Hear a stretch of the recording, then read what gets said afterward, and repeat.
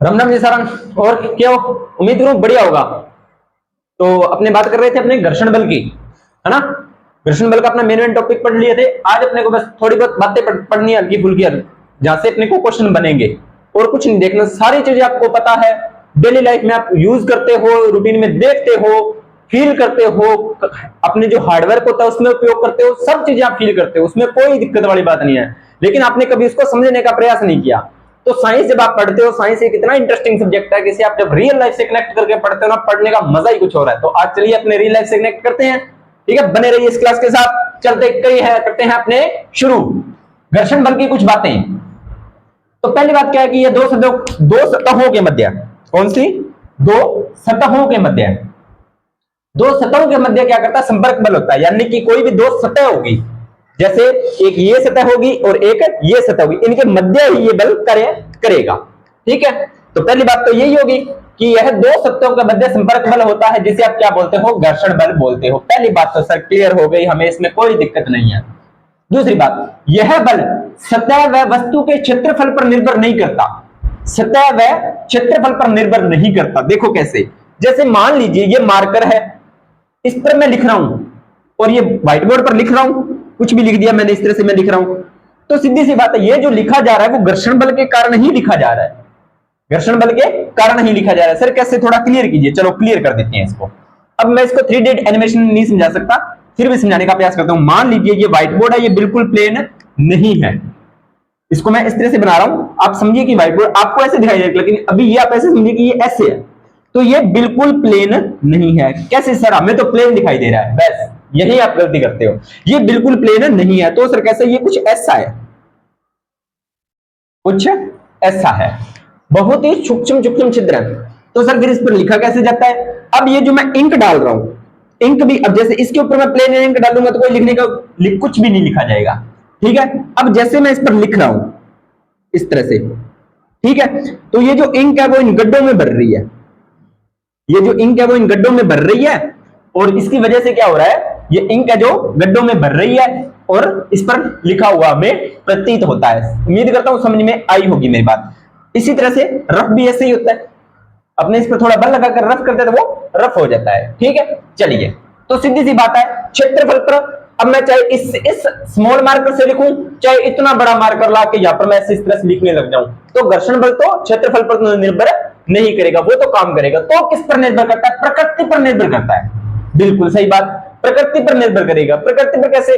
अब जैसे मान लीजिए ये मार्कर ठोस है, इस पर मैं लिख रहा हूं, इसमें इंक भी है, वो भी है तो लिक्विड फॉर्म में, लेकिन इंक डालते हैं तो वो लिक्विड फॉर्म में डालते हैं, लेकिन ये बाद में ठोस, छोटे छोटे सूक्ष्म ठोस कणों में बदल जाती है।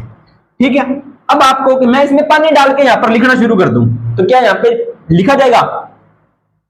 सर पानी तो रंगीन होता है, चलो मैं पानी में कलर मिला दिया, तो क्या यहां पे लिखा जाएगा? नहीं लिखा जाएगा। तो प्रकृति पर निर्भर नहीं, सॉरी, घर्षण बल किस पर निर्भर करता है? क्षेत्रफल पर निर्भर नहीं करता, प्रकृति पर निर्भर करता है। किसकी? पदार्थ की, चाहे तो वो सतह एक हो चाहे वो सतह दूसरी हो, दोनों की सतह पर ही निर्भर करेगा। कैसे सर? जैसे आप रोड पर बाइक चला लेते हो, क्या पानी पर बाइक चल जाती है?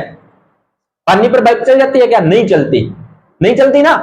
बस समझ में आ गया आप तो घर्षण, यही बात होती है। चलिए तीसरी बात देखते हैं, लोटनी बल।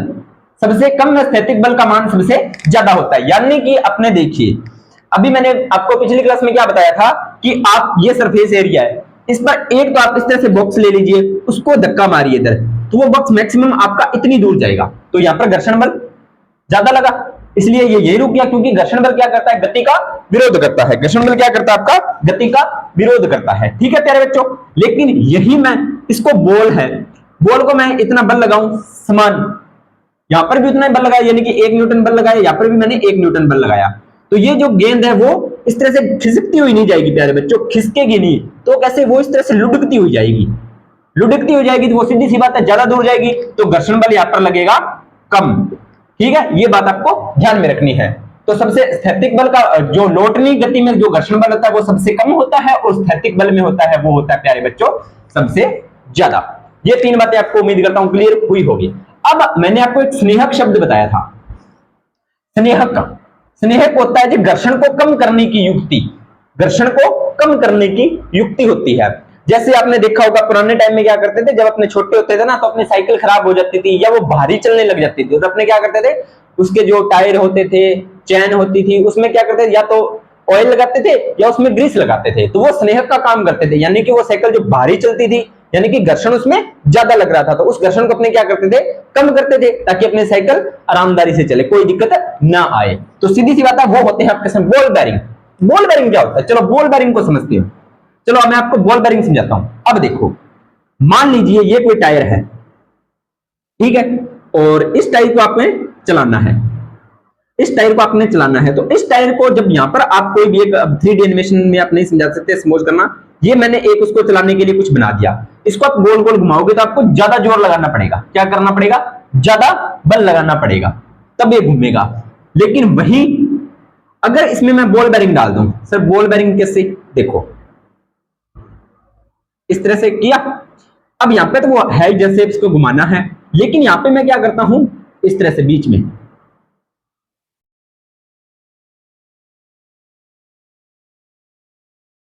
ये मैंने बॉल बेरिंग डाल दी इसमें, और यहां पर मैंने डाल दिए स्नेहक पदार्थ, क्या कर दिया, यहां पे मैंने स्नेहक पदार्थ डाल दिया, यानी कि ग्रीस ऑयल वगैरह डाल दिया, तो इसके मध्य जो लगने वाला घर्षण होगा वो क्या होगा, कम होगा, क्या होगा प्यारे बच्चों, कम होगा, यानी कि इसको हम घुमाएंगे तो ये गोलियां जो बनी हुई है, ये गोलियां घूमेगी और ये इसके साथ कम घर्षण लगेगा। समझ आ रही है मेरी बात, ये होता है आपका बॉल बेरिंग, जो क्या करता है, घर्षण को कम करता है, क्या करता है, घर्षण को कम करता है। स्पिनर देखा होगा, अपने हाथों में आप इस तरह से घुमाते हो ना, स्पिनर, वो होता है, ठीक है। चलिए एक मिनट आप इसका स्क्रीनशॉट लीजिए, शायद मैं आपको समझाने के लिए कुछ युक्ति का उपयोग कर सकूं।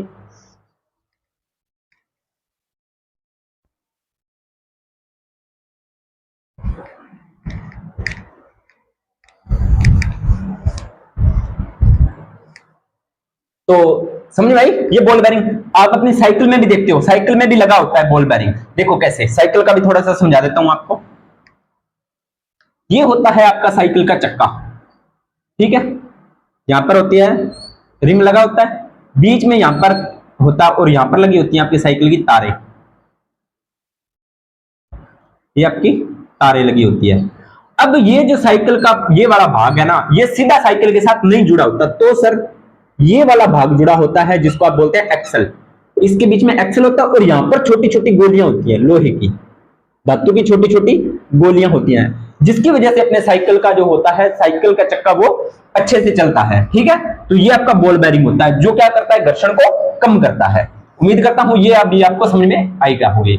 तो घर्षण बल क्या करता है, सर्पिल घर्षण को लोटनी घर्षण में बदलता है, यानी कि अगर हम साइकिल चलाएंगे तो वो कौन सी गति में जाती है, सर्पिल गति में जाती है, लेकिन बॉल बेरिंग क्या करता है, उसको लोटनी गति में परिवर्तित कर देता है, और उसमें घर्षण का मान हमें कम लगता है, ठीक है, घर्षण कम लगाना पड़ता है। समझ में आई मेरी बात, बिल्कुल। अब कई बच्चे सोचेंगे, अब आप एक चीज इमेजिन करके देखो, अगर साइकिल के जो टायर होते हैं वो चोरस हों तो साइकिल चलाने में जोर आएगा ना, बिल्कुल आएगा, क्यों, साइकिल चलेगी नहीं, लुढ़केगी नहीं, वो उसका चक्का लुढ़केगा नहीं, वो फिर खिसकेगा, क्या होगा, वो खिसकेगा, ज्यादा बल लगाना पड़ेगा। लेकिन वहीं अपने ये गोल टायर रखते हैं तो वो लुढ़कते हैं, लोटनी गति करते हैं, जिससे अपने साइकिल चलाने में आसानी होती है। उम्मीद करता हूं साइकिल के साथ यही चीज आप सभी ने फील की होंगी, ठीक है। चलिए आगे बात करते हैं। सड़कों पर घर्षण होने की वजह से ही वाहन चलते हैं। अभी पिछली क्लास में बताया था ना कि सड़कों पर उबड़ खाबड़ चीजें होती हैं, ज्यादा उबड़ खाबड़ नहीं कि गड्ढे हों, वो नहीं, छोटे छोटे, उसकी वजह से ही घर्षण होता है, वो इसीलिए बने होते हैं ताकि घर्षण बना रहे, इसकी वजह से ही वाहन चलते हैं। अगर घर्षण ना हो तो वाहन क्या होंगे, फिसलेंगे, अगर घर्षण ना हो तो क्या होगा, वाहन फिसलेगी। कैसे सर, अब देखिए नॉर्मल अभी बरसात का मौसम चला गया, जैसे बरसात होती है, आप एक चीज नोटिस करना, वैसे करना मत ये प्रैक्टिकली, ऐसे ही हाथ पैर टूट जाएंगे, तो क्या करना, एक आप नॉर्मल सड़क पर बाइक चलाते हो और उसमें ब्रेक लगाते हो तो बाइक रुक जाती है, लेकिन वहीं बरसात के मौसम में जब आप बाइक का ब्रेक लगाते हो तो बाइक होती है वो आपकी रुकती नहीं है, फिसलती है। क्यों, क्योंकि उस टाइम घर्षण बाइक क्या हो जाता है, सड़क का कम हो जाता है, तो घर्षण की वजह से ही सड़क पर वाहन चलते हैं। चलिए अब थोड़ी सी बातें आगे देख लेते हैं। ठोस और ठोस सतह के मध्य जो घर्षण लगता है वो सबसे अधिक होता है, द्रव और द्रव के मध्य के जो घर्षण होता है वो थोड़ा सा कम होता है, गैस और गैस के मध्य जो घर्षण होता है वो सबसे कम होता है। इसके भी अपने आगे और पढ़ेंगे, शांता, उत्प्लावन, ये सारी चीजें पढ़ेंगे, ठीक है। चलिए, घर्षण से ही हम सीधा खड़े रह सकते हैं, जैसे हम यहाँ पर सीधे खड़े ना, वो घर्षण की वजह से ही खड़े हैं। जो हम सीधे खड़े हैं ना, सीधे खड़े रह पाते हैं, वो घर्षण की वजह से ही रह पाते हैं, नहीं तो हम भी फिसलते। अब जैसे मैं यहाँ पे खड़ा हूँ, नीचे टाइलें लगी हुई हैं, ठीक है, तो मैं यहाँ पे खड़ा हूँ, सपोज करो घर्षण की वजह से ही मैं खड़ा हूँ। अगर यहाँ पे मान लीजिए घर्षण ना होता तो मैं फिसल जाता, नीचे गिरता और कभी रुकता ही नहीं। यानी कि घर्षण की वजह से ये सारा कुछ हो रहा है। वह हम चल पाते हैं, घर्षण की वजह से ही हम चल पाते हैं। यानी कि एक स्टेप उठाते हैं, दूसरा रखते हैं, इस तरह से अपने चलते हैं तो घर्षण लगता है, उसी की वजह से ही हम चल पाते हैं। चलिए, घर्षण न होने के कारण ही हम केले के छिलके पर फिसलते हैं और बरसात में फिसलते हैं। अभी बता के गया हूं, केले का छिलका क्या होता है, उस पर घर्षण नहीं होता, जिसकी वजह से हम जैसे ही केले के छिलके पर पैर आया हम फिसल जाते हैं, ठीक है, तो उसमें घर्षण नहीं होता। घर्षण न हो तो सड़क पर वाहन फिसलेंगे, बता दिया। मशीनों में घर्षण के कारण ऊर्जा का अपक्षय होता है। यानी कि अब इस चीज को समझो, ऊर्जा का अपक्षय मशीनों में क्यों, हमारे खुद के साथ ही देख लो। हमारी साइकिल जब भारी चलती है, जब साइकिल में क्या होता है, स्नेहक की कमी हो जाती है, या गांव में इस चीज को समझते हैं, जो चारा काटने वाली मशीन होती है, जो बच्चे हाथों से चारा काटते हैं घरों में, तो उसमें क्या वो देखते हैं, जो बॉल बेरिंग होती है, जिसको अपने नॉर्मल भाषा में गरारी बोल देते हैं, एक के साथ इस तरह से वो फंसी हुई होती है, ठीक है। अगर उसमें स्नेहक ना लगाया जाए, ग्रीस वगैरह ना यूज किया जाए, तो वो भारी चलती है, अपने क्या होता है, दर्द होने लगता है, तो अपने उसको फील करते हैं, अभी मशीन तो भारी चल रहा है ना। फिर अपने क्या करते हैं, उसमें थोड़ा ऑयल डालते हैं, थोड़ा ग्रीस लगाते हैं, तो वो थोड़ा सा आसानी से चलने लग जाती है। तो आप कह सकते हो कि मशीनों में घर्षण के कारण ही ऊर्जा का अपचय होता है, और मशीनों में अत्यधिक घर्षण के कारण ही मशीनों में टूट फूट होती है। जो बड़ी मशीनें होती है वहां पर बहुत ज्यादा, कई बार क्या होता है, अपने घरों में देखते हैं, पुत्र वाली जो मशीन होती है, जो मोटर पर चलती है, ठीक है, मोटर पर जो चलती है तो उसमें एक पट्टी लगी होती है जिसे फैनमेट बोलते हैं, और जो मोटर के बीच में जो खांचा बना होता है, उसमें दोनों में घर्षण लगता है, उसकी वजह से ही मोटर चलती है और वो चारे वाली मशीन को गोल गोल घुमाती है, ठीक है। अगर उसमें घर्षण ना हो तो जो पट्टा होगा वो क्या होगा, वो उतर जाएगा, या तो मोटर से और या उस दूसरी चीज से। तो कई बीच में उतरता है तो वहां पर घर्षण कम हो जाता है या घर्षण खत्म हो जाता है, उस वजह से, घर्षण की वजह से ही वो चारे वाली मशीन जो होती है आपकी चलती है, ठीक है। वहां पर देखिए कई बार क्या होता है, अपने गौर नहीं करते, लेकिन वो चलती रहती है, चलती रहती है, बहुत ज्यादा घर्षण लगता है तो वो मशीन टूट जाती है। यानी कि कभी कुछ टूट जाएगा, कभी कुछ टूट जाएगा। अपने साइकिलों में देखते थे पहले, अपने उस पर गौर नहीं करते थे, और जो गरारियां होती थी वो बीच में से टूट जाती थी, इसी वजह से टूट जाती थी, अत्यधिक घर्षण लगता था। तो घर्षण की उम्मीद करता हूं आपको सारी बातें समझ में आ गई होंगी, ठीक है प्यारे बच्चों। ये मैंने आपको मोटी मोटी चीजें बता दी हैं। अब आप बोल रहे हो सर आप तो फटाफट बोलते जा रहे हो, हमें बोलने का मौका ही नहीं दे रहे। बच्चों, प्यारे बच्चों, रिकॉर्डेड क्लास है तो आप इसको देखना, यहाँ से एग्जाम में आपको क्वेश्चन मिल जाएंगे। अगर कोई डाउट हो, अब देखो रिकॉर्डेड क्लास है तो मैं आपसे कैसे बातें कर सकता हूँ, ठीक है। हाँ, ऐसे हो सकता है आप इस क्लास को देख रहे हो, आपके मन में कोई डाउट आ गया, आप कमेंट सेक्शन में डाल दो। मैं जब अगली क्लास लूंगा तो उस कमेंट सेक्शन में आपकी जो आपने कमेंट डाले हैं, मैं उसको पढ़ के और आपको उसका रिप्लाई दे दूंगा, उसमें क्या दिक्कत है ना। इस तरह से अब जैसे आपको मुझसे लाइव बातें करनी है और लाइव सवाल पूछना है, देखो वैसे तो बातें करना गलत बात है, और लाइव कुछ पूछना है तो आपने, तो उसके लिए आपको मेरे को लाइव क्लास लगानी पड़ेगी, जिसके लिए 500 सब्सक्राइब चाहिए, नजदीक पहुंचने वाले हैं। इस तरह से मेहनत अपनी जारी रहेगी। तो इसको, ये आपका घर्षण बल हो गया पूरा। अब अगला बल आता है आपका अभिकेंद्रीय बल, इसको समझते हैं। मैं इसको मिटा रहा हूं, स्क्रीनशॉट लेना हो तो आप ले सकते हो। चलिए आगे बात करते हैं।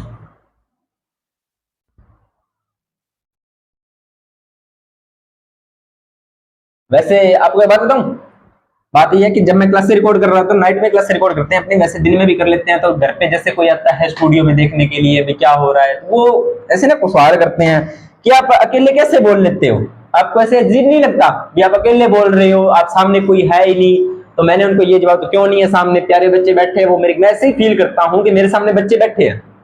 मैं ये नहीं सोच रहा होता कि मैं मोबाइल में वीडियो बना रहा हूँ, मैं ये सोच रहा हूँ मेरे सामने बच्चे बैठे हैं, मैं उनको पढ़ा रहा हूँ, ये चीजें वास्तव में वो देख रहे हैं, और वास्तव में आप देख रहे होते हो, ठीक है। तो कोई चीज में डाउट हो तो आप पूछ सकते हो। चलिए अगला बल है अभिकेंद्रीय बल।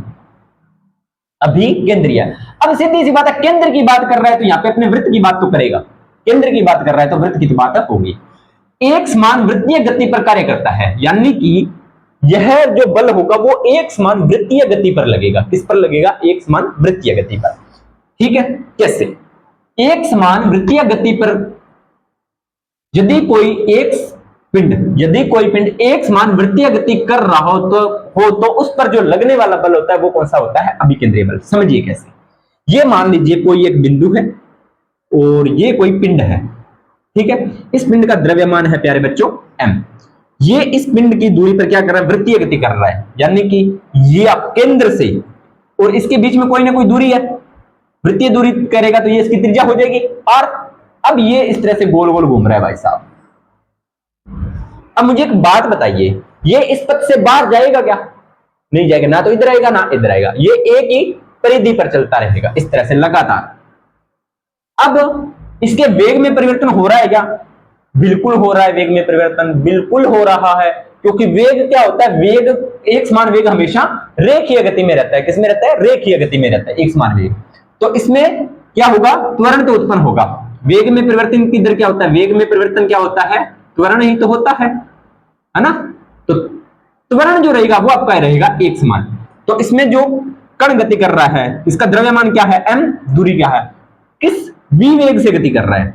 वेलोसिटी बोलते हैं v को, v वेग से ये गति कर रहा है। अब कई बच्चे बोलेंगे कि सर इसको आप r क्यों लिख रहे हो त्रिज्या को? तो त्रिज्या को r से डिफाइन करते हैं, द्रव्यमान को m, मॉस से, v को वेलोसिटीज, ठीक है, ये चीजें आपको बतानी पड़ती हैं। शायद वेग को वेलोसिटी बोलते हैं, वो मुझे थोड़ा सा ध्यान नहीं है, वो चेक कर लेना, इंग्लिश मुझे कम आती है, ठीक है।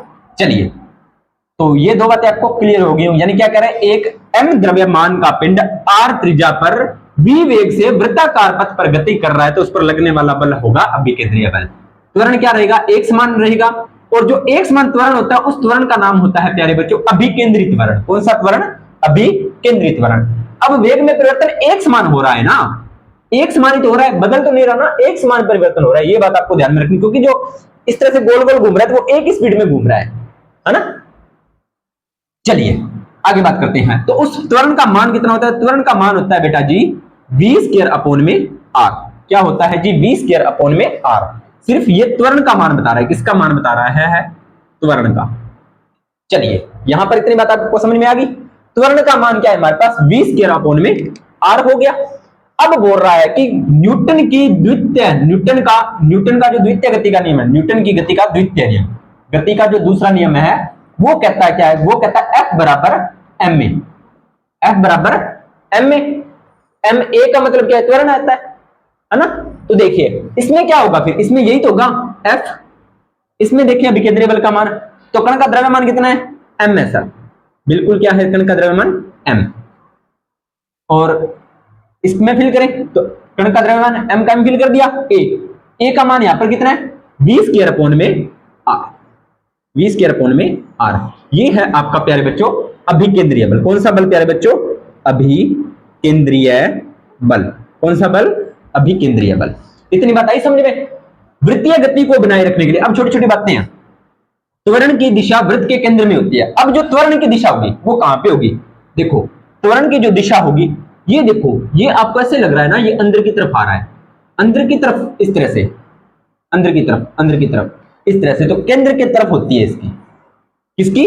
त्वरण की दिशा होती है वृत्त के केंद्र की ओर, ठीक है। और वृत्त के केंद्र में एक वृत्तीय गति को बनाए रखने के लिए, यानी कि इस गति को लगातार बनाए रखने के लिए, इस गति को लगातार बनाए, वृत्त के केंद्र में एक बल आवश्यक होता है, यानी कि वृत्त के केंद्र में एक बल लगता है, वृत्त के केंद्र में एक बल लगता है, जिसे क्या बोलते हो आप? अभिकेंद्रीय बल। इतनी बात आई समझ में? F बराबर m स्क्वायर अपॉन में r अपने को सॉल्व आपने कर दिया। वृत्त को परिधि पर बनाए रखता है, सीधी सी बात है, वृत्त को परिधि पर बनाए रखता है। यहां पर एक छोटा सा डायग्राम दिया हुआ है, क्या दिया हुआ है? देखो ये यहां पर बल अंदर की तरफ बल लग रहा है, ये भी लग रहा है, ये वो बिंदु आ गया, r त्रिज्या है, कोई बात नहीं है। अब सपोज कीजिए ये डायग्राम सिर्फ बनाया हुआ है। अब मैं आपको एक चीज समझाता हूं, अगर मैं यहां से इस केंद्र बिंदु को मिटा दूं, इस बिंदु को मैं हटा दिया, तो क्या होगा? ये कण कहां जाएगा? इसके अंदर आएगा या बाहर? तो प्यारे बच्चों कण जाएगा बाहर। कण स्पर्श रेखीय गति करते, सीधी रेखा में स्पर्श रेखीय गति करेगा, यानी कि जैसे ही कण यहां से छूटा तो ये जो पिंड होगा वो आपका चला जाएगा स्पर्श रेखीय गति करते हुए। ये बात पूछी थी एग्जाम में, क्या पूछा था कि अगर वृत्तीय गति में, अगर सूर्य, पिछली क्लास में बता दिया था कि अगर यहाँ पे ये आप सूर्य मान लो और ये पृथ्वी मान लो, इस तरह से इसके चारों ओर गति करती है। अगर सूर्य गायब हो जाए तो पृथ्वी कहां जाएगी? अंतरिक्ष में, सीधी रेखा स्पर्श रेखीय गति करते हुए अंतरिक्ष में चली जाएगी। ठीक है बच्चों, अभिकेंद्रीय बल आपको समझ में आ गया होगा। सूर्य जो गति कर, सूर्य और पृथ्वी के जो मध्य आकर्षण बल लगता है वो इस तरह से ही काम करता है। अब देखो कैसे, तो जो अब आपके मन में सवाल आएगा, आपके मन में एक सवाल मैं सॉल्व कर ही देता हूं इसी के साथ साथ। सवाल क्या आया आपके मन में कि सर आप बोल रहे हो कि सूर्य का द्रव्यमान ज्यादा है। हाँ जी बेटा जी ज्यादा है। पृथ्वी का द्रव्यमान कम है, मान ली बात, द्रव्यमान कम है। तो सर फिर आपने ये बोला कि अपना द्रव्यमान बढ़ाए, ये चीजें आपकी तरफ आकर्षित होंगी। हाँ जी, मान ली आपकी बात ये भी। तो सर फिर जो सूर्य है, जो आपका सूर्य है और ये आपकी पृथ्वी है, तो ये इसमें समा क्यों नहीं जाती? वेरी गुड, अच्छा क्वेश्चन है ना। अब मैंने आपको ये बताया है बेटा जी कि ये इसके चारों ओर लगातार गति कर रही है, तो इसके मध्य यानी कि सूर्य पृथ्वी को अपनी ओर खींच रहा है, तो ये कौन सा बल लगा? F आपका गुरुत्वाकर्षण बल। कौन सा बल लगा प्यारे बच्चों? गुरुत्वाकर्षण बल। क्या होता है गुरुत्वाकर्षण बल? तो F बराबर G m1 m2 अपॉन में r स्क्वायर। और इसके मध्य गति के कारण आपको अभी मैं बता गया हूं कौन सा बल उत्पन्न होता है। ये होता है जी आपका अभिकेंद्रीय बल। कौन सा बल? अभिकेंद्रीय बल। ये जो अभिकेंद्रीय बल होता है वो कितना होता है? mv स्क्वायर अपॉन में r। ठीक है, तो इसको मैं बराबर रख दूं mv स्क्वायर अपॉन में r। ये m कैंसिल कर देता हूं मैं, इस r से ये r कैंसिल कर देता हूं, और तो इसका आ जाएगा आपका F बराबर gm v स्क्वायर। ठीक है, लेकिन अभी आपको इतना नहीं करना है, बस आप इन दोनों को बराबर रख दीजिए। ठीक है, यहां से आपका काम हो जाएगा। उम्मीद करता हूं इतनी बातें आपको समझ में आई होंगी। फिर भी अगर कुछ किसी को डाउट हो तो आप मुझे कमेंट सेक्शन में पूछ सकते हो। अगर किसी को लगा कि सर आपने ये गलत बताया तो वो भी मुझे आप कमेंट सेक्शन में बता सकते हो। इस क्लास को लगातार देखना। जो नए बच्चे हैं, लैब असिस्टेंट की तैयारी कर रहे हैं, वो भी इस क्लास को देखोगे तो आपका बेस क्लियर हो जाएगा, ताकि आपको बाद में आगे फिजिक्स में दिक्कत ना आए। क्योंकि 12th कि जब आप फिजिक्स शुरू करते हो तो आपको ये बातें नहीं बताई जाती। जैसे ही आप लैब असिस्टेंट की तैयारी करोगे, फिजिक्स शुरू करोगे, केमिस्ट्री शुरू करोगे, बायोलॉजी शुरू करोगे, तो जो मैं ये बातें बता रहा हूँ वो आपको नहीं बताएंगे। क्यों नहीं बताएंगे? क्योंकि उनको पता है आप साइंस के स्टूडेंट हो, 12th में आपके पास पीसीबी या पीसीएम थी, आपको ये सब चीजें आती हैं, सब चीजें आपको ये पता है। हम ये नहीं करवा सकते, है ना।